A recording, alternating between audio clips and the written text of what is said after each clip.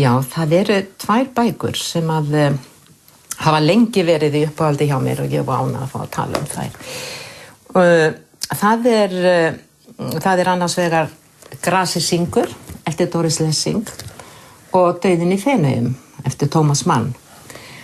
Og það lítur nú út fyrir það eigi margt sameiginlegt kannski fljótu bragði, en þær eiga það, þær fjalla báðar togstreitu og tilfinningar.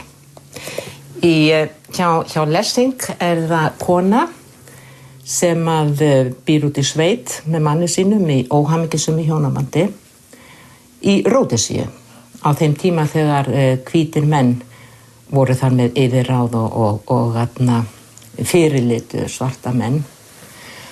Og bókin fjallar samskipti hennar við svartan þjón hennar. Og það myndast þarna alveg gríðarleg spenna á milli þeirra. Hún fyrirlítur þjóninn, hann hatar hana og Lessing tekst svo vel að lýsa þessum tilfinningum sem að myndast þarna. Því raun og veru þetta bara maður og kona sem hefðu geta verið vinir eða jafnvel elskendur, en þarna það sem sagt kynþáttahatur og stéttaskipting sem kemur í veg fyrir það. En hérna hjá Mann þá það roski rithöfundur Karl sem fer í frí til Feneyja, Lido, eyja fyrir utan Feneyjar, og verður ástfanginn af 14 ára pilti. En verður kannski leið ástfanginn af fegurð æskunnar. En það sem ég finnst, það sem hrífur mig hér í þessari bók, ég las hana þegar ég var 19 ára fyrst út í Þýskalandi. Og ég vildi nú ekki viðurkenna þá hvað mér fannst nú góð. Það var ekki nú modern, En það sem hrífur mig það þetta samspil umhverfis og sálar. Hvernig hann fer með það. Það kemur upp pest í Feneyjum og fólk fyrir að flýja borgina. Leið og hún sýkist þá sýkist sála hans í raun og veru, smám saman. Og líka mig sem endar náttúrulega með dauða. Þær aðalpersónurnar það endar með dauða hjá þeim báðum eins og náttúrulega öllum góðum bókum, en það sem þau gera hérna bæði tvö, þau eru að skrifa tilfinningar sem manneskjan vil helst ekki kannast við og þeim tekst að afburða vel. Svo hérna Per Pettersson, þessi bók svona nýlega komin í uppáhaldssafnir.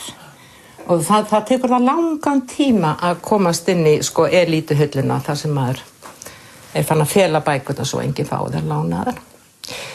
Og hérna, þetta norski höfundurinn Per Pettersson og hann út að stela hestum. Og þetta fjallar ekkimann sem sest að á afskekktum stað í Noregi. Og bara með hundunum sínum. Og að takast þar á við einsemdina hans, svona vill hana. En svo kynnist það manni og það verður til þess að hann fyrir að rifja upp ákveðið sumar í lífi sínu og þar sem sagt dramatíkin, En það sem heitlaði mig, það var mest svona, og ég alltaf að lesa hana svona aftur og aftur. Það frásagnamáti hans, hann hann notar kannski kunnulega tækni, en hún verður aldrei flöt, aldrei væmin. Og það eitthvað svona, hann næri eitthvað svona andrúmslofti, einlægni og angurverðarar. Ég alltaf verið að hrifna af þessari. Og nú svo ég með eina náttúrulega íslenska, Sjálfan Tór, með Grámossan. Ég var nefnilega ekkert mjög hrifin af henni fyrst og fannst þetta eiginlega allt og mikil orðagnótt. En svo þegar ég hef verið af flettinni svona aftur og aftur, þá ég fann að lesa bara oft bara síðu og síðu svona, mér til ánægju bara til að njóta tungunar, íslenskunar sem hann notar, hvaðan í ósköpunum hann Tór hefur fundið eitt og annað orð, það með ólíkindum. Og svo líka þessar lýsingar hans bæði á ástríðum og náttúru gerir þetta svo vel og það einhvern veginn svona sem sagt þungur straumur sem hann heldur út alla bókina verður aldrei á í messunni og þetta náttúrulega fyrir þá sem að íslenskri tungu þá þetta náttúrulega algjör biblía sko.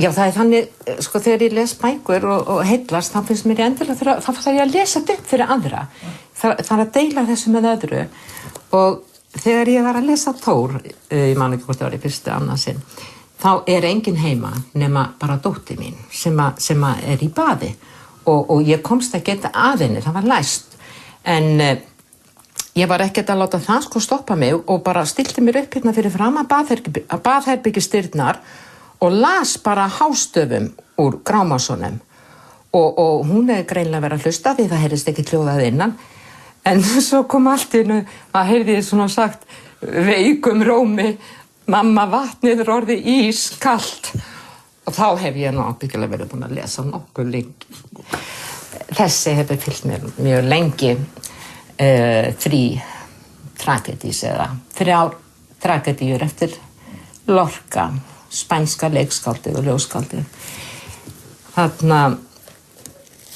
þetta eru 3 helstu leikaritin hans þetta Blóðbrúðkaup, Jerma og Hús Bernhörðu Alba og ég kannski svona mest verið að svona velta mér upp úr henni Bernhörðu Alba þetta náttúrulega ádeila á spænskt samfélag og ádeila á einræðið og harðstjóran og feðraveldið en ég held að hann sé nú ekki síður að fjalla konurnar sem viðhalda feðraveldinu. Ég búin að túlka þetta leikrit alveg mörgu sinnum en það verst að ég gleymi því alltaf hvernig ég túlkaði það síðan sko. Þannig að ég þarf nú að fara í gang aftur. Þetta og Lorca svo hann svo sko, hann svo ljóðrænn og myndrænn og einhvern veginn sko persónur hans það einhvern veginn svona svo eitthvað svona djúpt kalt vatn á bakvið þær veit ég hvernig þær einhvern veginn ólýsanlegar það finnur alltaf eftir sem að les meir og maður verður einhvern veginn maður verður bara já, hann hefur mann í taumi bara svo svona fallega bækur sem að segja sko útlitslega fallega bækur þetta Louise Bourgeois franska listakonan hún þetta bók verk hennar ævi en jafnframt alveg heilmikill texti sem hún skrifaði sjálf og hún var bara alveg bara mjög góður rithöfundur og góður penni og hún skrifar hérna sko hún svona ein af þessum óhræddu konum Thor alveg hafa skoðanir og bara beitt og talar bara það sem henni sýnist talar hann fjölskyldu og hjónaband og hvernig þeir tóku henni í MoMA fyrst og skíin í New York og allt mjög gaman að lesa Bourgeois og hún var svona alltaf sko á bakvið þegar ég skrifaði bækurnar listakonuna Caritas þá var hún minn svona kveikjaða stuðningur ég búin að eltast þessa konu frá 96 held ég og svo það þarna þessi bók sem svolítið skemmtileg fyrir mig að eiga þetta Frauen die schreiben leben gefährlich sem sagt konur sem skrifa í hættu það kom líka eins og út bók sem heitir sko konur sem lesa eru hættulegar en þetta hérna eru svona á 5. tug skáldkvenna hvaðan úr heiminum og það bara brugðið upp svona myndum af þeim fylgst orðsins merkingu það mynd og það bara texti kannski á einni síðu en þetta nær alveg frá Hildegard von Bingen og alveg frá til Arun Tati Roy og þær eru þarna allar, sko, Morrison og Kettler og McCullers og Plath og Búar og allar. Og svo það nefnilega þýski rithöfundurinn Elke Heidenreich.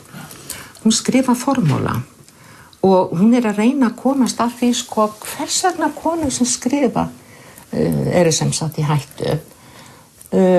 Og hún kemst að þeirri niðurstöðu að það sé vegna þess að þær hafa alltaf verið þær alltaf verið svo lítið utangarðs.